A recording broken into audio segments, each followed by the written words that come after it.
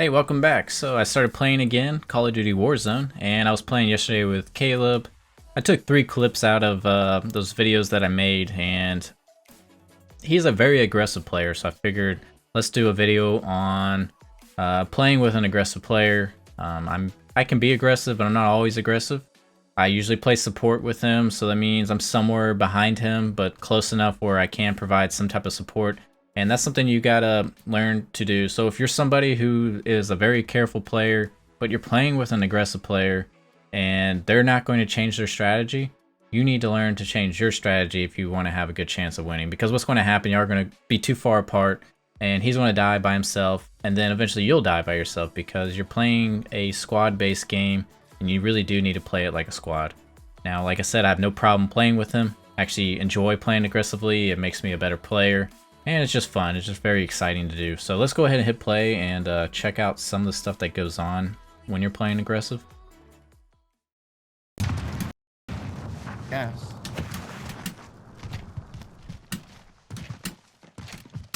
$22 meters, 2 of them. Okay, so one thing to take note on.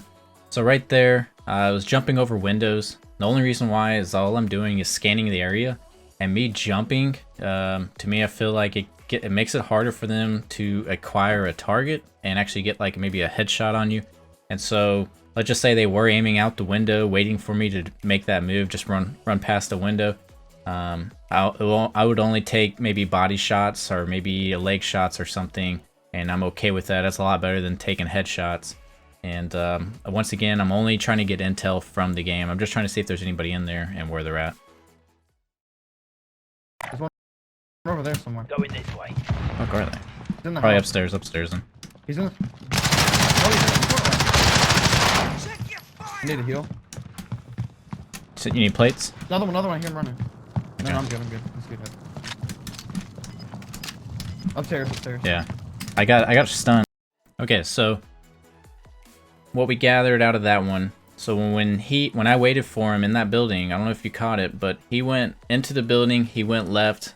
I stopped and went right. I didn't actually go right, but I looked right. I looked at the stairway because I'm looking there because if he goes left and he doesn't check his corner over there, which is okay. That's kind of how like front runners kind of work. They go one direction. Your support guy's supposed to look the other way to cover his ass, and that's what I did. So I looked at the stairway, so if there was somebody camping there, I would have been able to, you know, kill that guy, hopefully before he actually killed Caleb.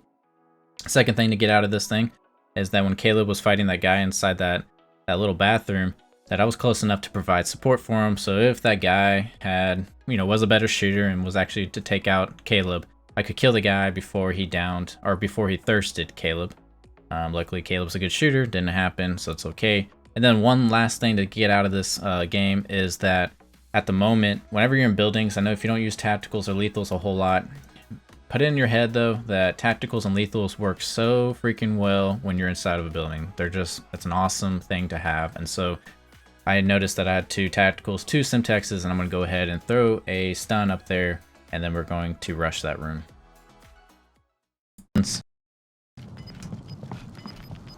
Throw one, bouncing off the wall. Nope, didn't hit. No? He dropped. Where you go?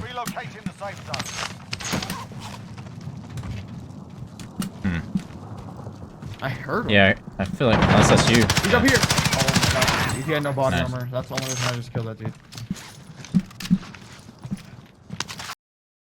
Alright, so that worked out. We knew he was nearby. We figured if we keep the pressure on, we would eventually find him. We checked corners. Did you notice that? We went in there. We even before the building, we checked, you know, that brick wall, both sides. He went up ahead. He was a little bit farther ahead of me than maybe he should have been, because if that guy would have, you know, took him down, I was almost far enough from him where he might have actually been able to thirst Caleb.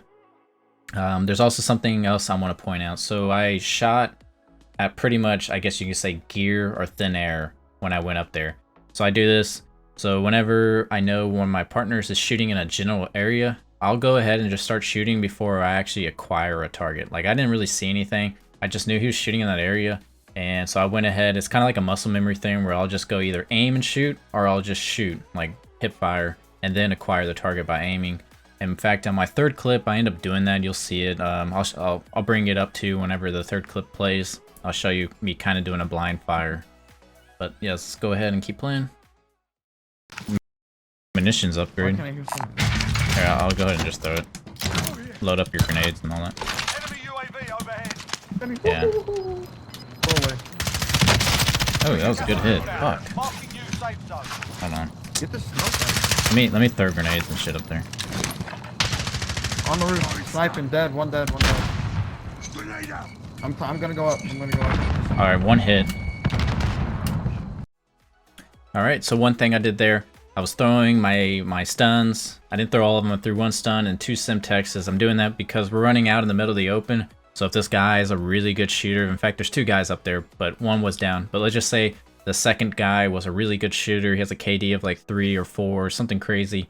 That guy would have melted us running across the road. And so a good strategy is, if you need to provide yourself cover, throw something at them. If you don't actually have physical cover, then throw grenades at them. Keep them from poking their head out from the rooftop. And that's what I was kind of doing there. I was able to hit one of them. I'm not sure what I hit. I could either hit the guy that was already down, or I hit the guy that was alive. And so maybe I took a plate off. Who knows?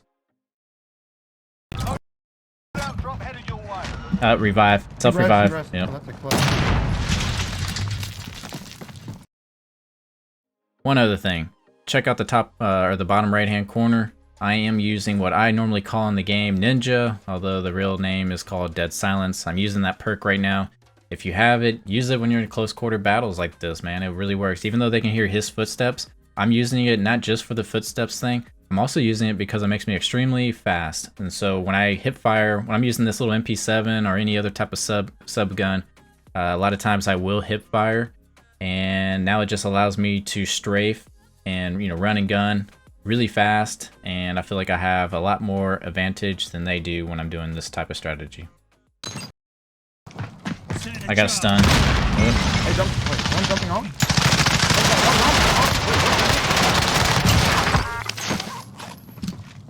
He's outside, coming in. He's outside. What the heck? This is nice. You can res me there. Oh no, there you go, to our left. Alright, so unfortunately from that last clip, Caleb was thirsted. So there's a couple strategies you can do. I'm just going to point out just 2 of them. So 2 of the strategies I could have done. Yes, I could have waited in the room and tried to revive Caleb. The negative part to it though is that guy was rushing. Like he was smart. He knew that, you know, the guy was down. So it was a 1 versus 1. And there's a chance that I'm going to try to make that attempt to revive. And so the way you counter that is by rushing it and hopefully kill the guy that is, you know, doing the revive action. Like let's just say I was trying to revive Caleb. He could have came in there in the room while making the revive action, and he would have been able to have the advantage and probably kill me. So that's one of the strategies, because I don't know exactly if that's what he's going to do, but that's something that he could do. And so that's the danger of that. Now my other strategy that I decided to play, I like being dynamic, so I just kept moving. I stayed away from the last known location of the gunfight, so I went downstairs, and Caleb was calling out where the guy's location by listening and looking. So even though Caleb did die, the squad itself was still alive. We did win the battle. All I have to do now is go to a store and buy him back. It is unfortunate, but it did work out, and my Dead Silence did help me out as well. As you saw, I was able to just sneak up right behind him. He didn't hear my footsteps and was able to kill him with these. On this video right here, this is the last one. This is the third clip. We get wasted. So let's go ahead and just play it all out. And before I hit the play button, I just do want to point out one of the reasons why we got wasted. I say one of the reasons, but one that didn't help us was that he went into that room when maybe he should have waited like maybe a second or so for me to catch up. I wasn't able to catch up, so they were able to actually beam him before I really did a whole lot. So let's go ahead and play. Here we go.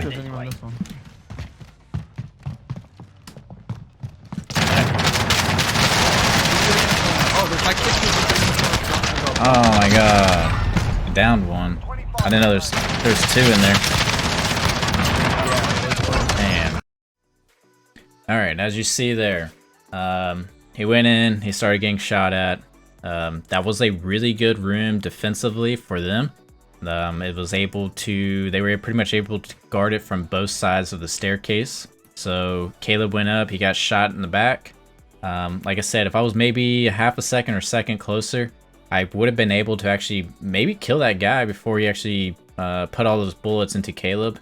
And the second thing that happened was the other guy was sitting in that little pocket and waited for Caleb to come up that staircase, and just as soon as Caleb turned around, he was also getting shot in the back again, just from a different guy. So he was wrecked real quick, and the same thing happened with me. I was getting shot from both sides as well, and finished us off. Now, let me see if I can back this up just a little bit.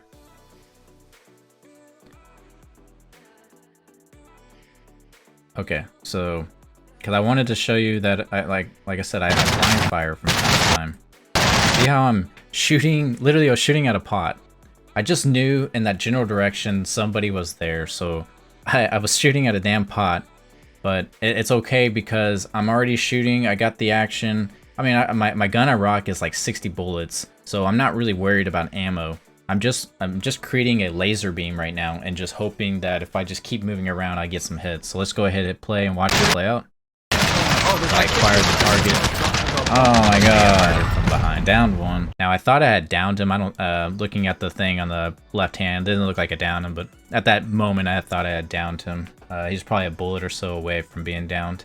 But yeah, that's the advantages of playing or the pros and cons of playing aggressively. Of course, I'll make maybe some more videos of me playing aggressively and show you some other pros and cons. But as always, thank you for watching. Have a good day.